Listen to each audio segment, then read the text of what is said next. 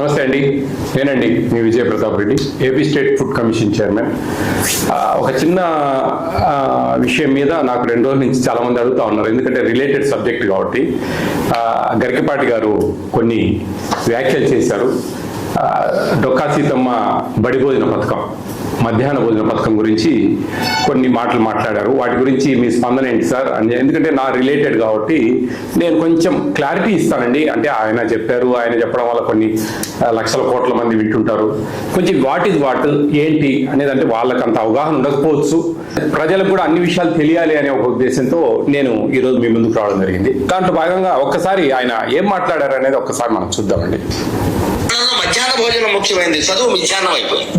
చదువు ఎవడికి అక్కల భోజనంలో గుడ్డిట్టారా, గడిది గుడ్డిచ్చారా, అన్నం తినేవాడు కొడుకుడు పెట్టడం బుద్ధి ఉందా లేదా, చదువుకోమని లేకపోతే వెళ్ళిపోమని చెప్పేవాడు. కొడుకుడు కోసం వస్తాను, ఈ గుడ్లు లెక్క రాయాలి మాస్టర్లు, వాళ్ళ కర్మ కాలిపోయి. చదువు చెప్పక్కల్లా, ఎన్ని గుడ్లు వెళ్ళాయి, ఎన్ని గుడ్లు మిగిలాయి, ఎన్ని గుడ్లు మధ్యలో పేలాయి, ఎన్ని గుడ్లు ఈ మాస్టర్ తినేసాడు. ఇప్పుడు చదువు ఎందుకు చెబుతాడండి? అసలు పిల్లలకు భోజనం పెట్టడం ఏంటంటే వాళ్ళ భోజనాలు వాళ్ళు తెచ్చుకోవడం మానేమానండి. అంటే పిల్లలకు భోజనం పెట్టి పుస్తకాలు ఇచ్చి యూనిఫార్మ్ ఇస్తే వాడు చదువుతాడా? శోభనం పెళ్లి కొడుకు కూడా మంచమే కూర్చుంటాడు. ఎందుకు చదువుతాడు వాడు? విద్యార్థికి ఎన్ని సౌకర్యాలా అవసరమా? చదువు రావట్లేదు ఎవరికి, భోజనాలే వస్తున్నాయి.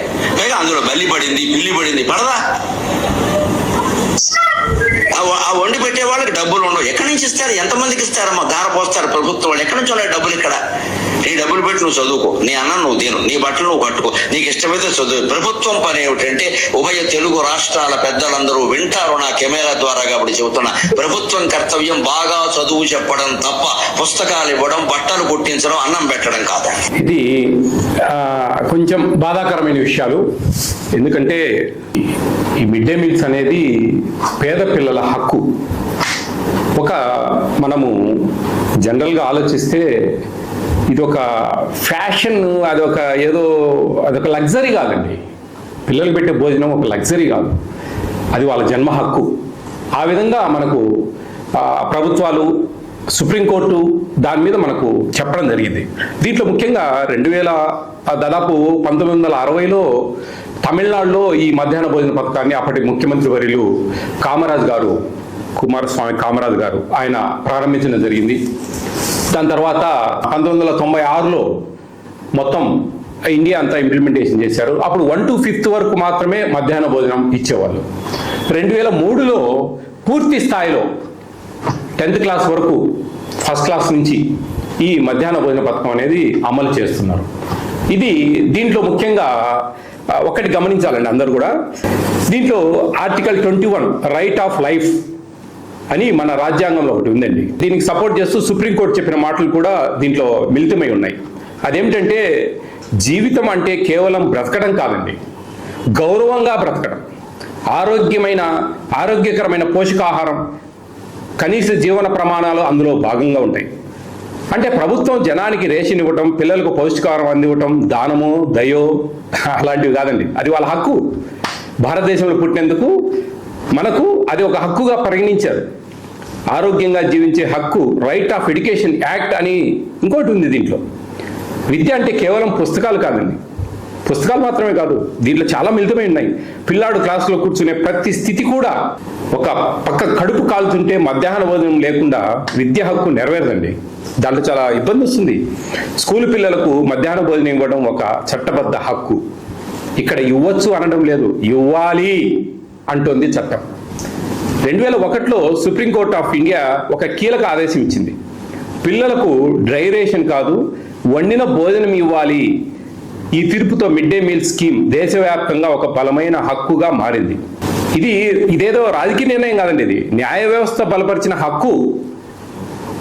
అది గమనించాలి ప్రతి ఒక్కరు కూడా. అది కాకుండా ఇలా మాట్లాడడం అనేది కొంచెం ఆయన విజ్ఞత, ఆయనకు పూర్తి స్థాయిలో తెలియకపోయి ఉండొచ్చు. ఇదే గుడ్లు పెడతా ఉన్నారు. గుడ్లు అనేది పౌష్టికాహారం అండి, పిల్లలు బాగా సంతోషంగా భోంచేసి రావాలనేది. దీంట్లో కొన్ని లెక్కలు ఉన్నాయండి. ఇది కేంద్ర రాష్ట్ర ప్రభుత్వాలు మిళితంగా ఇస్తున్న మధ్యాహ్న బడి భోజన పథకం. National food security act implementation అనేది ఒక కమిషన్ నియమించారు. మేము కూడా ఈ మధ్యాహ్న భోజనం గురించి అవేర్నెస్ చేస్తున్నాము, సక్రమంగా జరగాలి అనే దాంట్లో. దీంట్లో primary, upper primary, high school, junior colleges దాదాపు 43,701 ఇన్ని ఇన్స్టిట్యూషన్స్లో మనము మిడ్ డే మీల్స్ ఇస్తున్నాం. దాదాపు 31,42,706 మంది భోజనం చేస్తూ ఉన్నారు. దీంట్లో మనకు 60% షేర్ అనేది సెంట్రల్ గవర్నమెంట్ ఇస్తుంది. తర్వాత స్టేట్ గవర్నమెంట్ 40%గా దీన్ని అక్కడి నుంచి వస్తాయండి అన్నీ కూడా, దానికి సంబంధించిన డబ్బులు అవన్నీ కూడా. దీన్ని ఆ లెక్కలన్నీ మీకు చూపిస్తా ఉన్నా. దీంట్లో ముఖ్యంగా 1 to 5th లోపు పిల్లలకు ప్రభుత్వము ₹6.78 కర్రీ చేసినందుకు, 6th to ఇంటర్మీడియట్ పిల్లలకు ₹10.17 కేటాయించారు. దాంట్లో 60% సెంట్రల్ గవర్నమెంట్, 40% స్టేట్ గవర్నమెంట్ షేర్లో వస్తుంది. వంట వాళ్ళ జీతాలు అవి సెంట్రల్ గవర్నమెంట్, స్టేట్ గవర్నమెంట్ షేర్లో ఇస్తుంది. రైస్ ఉచితంగా వెళ్తాయి. ఎగ్స్, చిక్కీస్ ప్లస్ రాగి మాల్ట్కు సంబంధించి, రాగి మాల్ట్ అండి ఇది సత్యసాయి ట్రస్ట్ వాళ్ళు 50% వాళ్ళు, 50% స్టేట్ గవర్నమెంట్ పెట్టుకుంటా ఉంది. రాగి మాల్ట్ బెల్లానికి, జాగ్రీకి, ఇది గమనించాలి అందరూ కూడా. సత్యసాయి ట్రస్ట్ పుట్టపర్తికి సంబంధించిన వాళ్ళు దీన్ని పార్టిషన్గా మన ఏపీ స్టేట్లో గత ప్రభుత్వం నుంచి ఈ విధంగా ఏర్పాటు చేయడం జరిగింది. ఇది ఈ విధంగా ఉంటాయండి షేర్స్. ఆ విధంగా మనకు లెక్కాచారాలన్నీ ఉన్నాయి క్లియర్గా. ఇవన్నీ గమనించాలి అందరూ కూడా. ఏదో దానమో ధర్మమో భిక్షమో పెట్టట్లేదండి. ఈ భారతదేశంలో పుట్టినందుకు ఒక హక్కు. దీనివల్ల పిల్లలు మంచిగా స్కూల్కి రావాలి, మంచిగా చదువుకోవాలి. మధ్యాహ్నం అనేది ఇంటి దగ్గర ఆ తల్లి పొద్దున 8 కల్లా తయారు చేసి పంపించాలంటే అది మెత్తబడిపోతుంది మధ్యాహ్నానికి.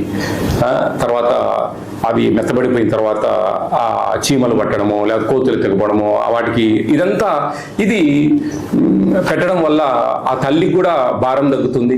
మంచిగా పిల్లలను పొద్దున్నే తయారు చేసి పంపిస్తుంది. వీళ్ళకి మంచి డైలీ 5 రోజులు 5 ఎగ్స్, సాటర్డే ఒక స్వీట్ పొంగల్ ఇస్తారు.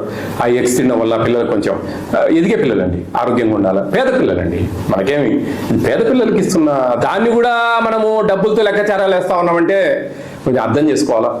ఇది నాకైతే కొంచెం బాధించింది నా మనసు. ఎందుకంటే నేను ఇంత అవేర్ చేసి ఇంత తిరిగి కరెక్ట్గా పెట్టాలా అని చెప్పేసి ఇంత మేము న్యాయబద్ధంగా ఫుడ్ సెక్యూరిటీ యాక్ట్ అనేది ఎలా దీంట్లో చాలా సిస్టమ్ ఉంటుంది. ఒక బాయిల్డ్ ఎగ్ ఇవ్వలేదు లేదా ఒక పూట భోజనం పెట్టలేదు ఒక స్టూడెంట్కు అర్హత కలిగిన పిల్లవాడికి అంటే వాళ్ళు మాకు ఒక పిటిషన్ ఒక లెటర్ పెడితే కనుక 125% ఫైన్ వేస్తుంది ఏపీ స్టేట్ ఫుడ్ కమిషన్. ఆ తప్పులు ఏమైనా చేస్తే కన్నా ఏదైనా అక్కడ మా చిన్నగా అవిని పెట్టకపోవడము, అవి నమ్ముకోవడం అలా చేస్తే సస్పెండ్ చేయమని చెప్పి మేము DGRO, district grievance redressal officer JC గారు, మాకు జాయింట్ కలెక్టర్ గారు, మాకు ఫుడ్ కమిషన్కు DGRO ఆయనకు రికమెండ్ చేసి సస్పెండ్ చేయించచ్చు, ఫైన్లు వేస్తాం. ఇవన్నీ ఉన్నాయండి దీంట్లో. ఇవి ఇన్ని సుమోటోగా తీసుకుని కేసులు పెడతాం.